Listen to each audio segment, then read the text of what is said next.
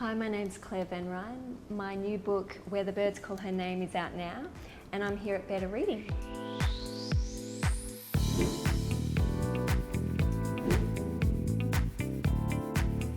So I was doing some research into my great-grandfather, and he was a taxidermist with the Tasmanian Museum and Art Gallery in Hobart, and I discovered this rich trove of information there.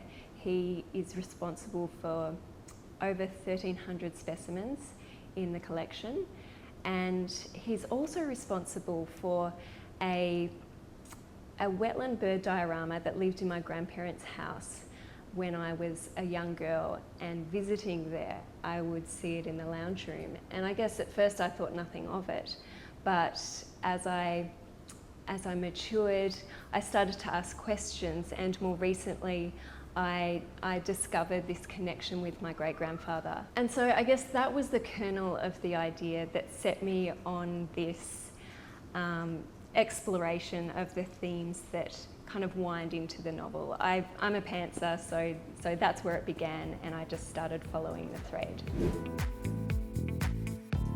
Yeah, so when I'm in draft writing phase, I do have a fairly, I have a rhythm to my day, and I try to write to a particular word length. So usually it's nothing crazy, it's about 1,000 words. But I do start the day with prayer. I find that, I guess, connecting with God spiritually, and it's kind of like this emptying of myself so that I can receive the creativity of the moment and allow it to kind of carry me into the story. That's really important for me. And then other than that, I guess I also try to incorporate time in nature. I find it really refreshing and renewing to my mind and to my thought process to spend time just walking in nature so that I don't kind of stagnate, I guess.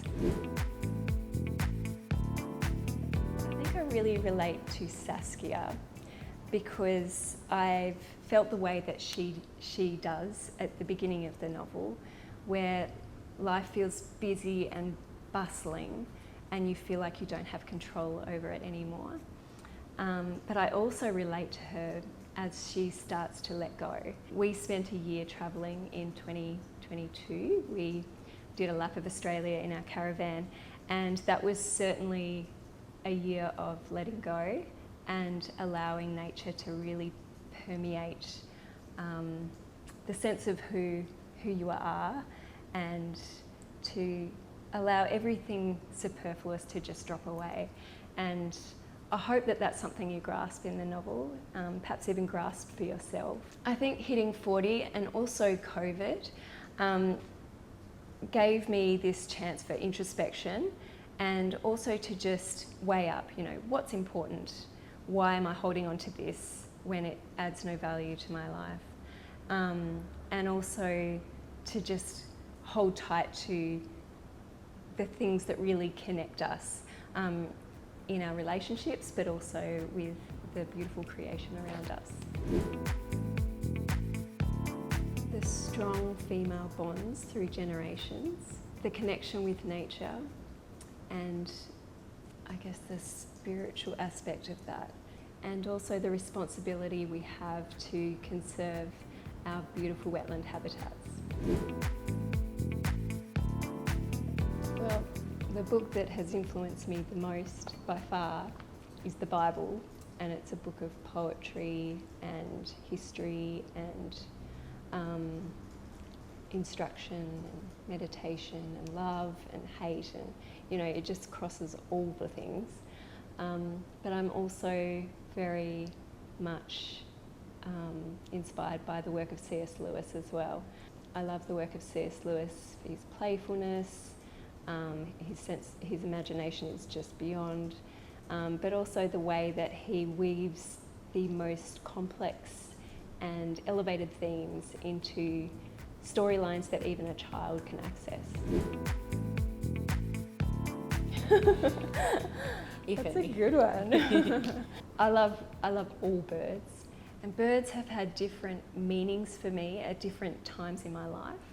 So it's almost like for each life season, I have a favourite bird. So, you know, 10 years ago, if you'd asked me, it would be the swallow, because the swallow, its presence, and because it's such a common bird, it was a demonstration that God is with me.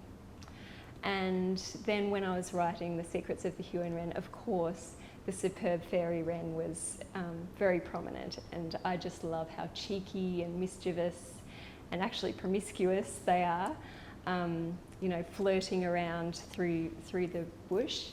But at the moment, you know, as I've just completed and published Where the Birds Call Her Name, I guess the white-faced heron has to be my favourite, because I see them everywhere at the moment and they are just stunning. Thanks for watching. My book's out now, Where the Birds Call Her Name. Go grab it.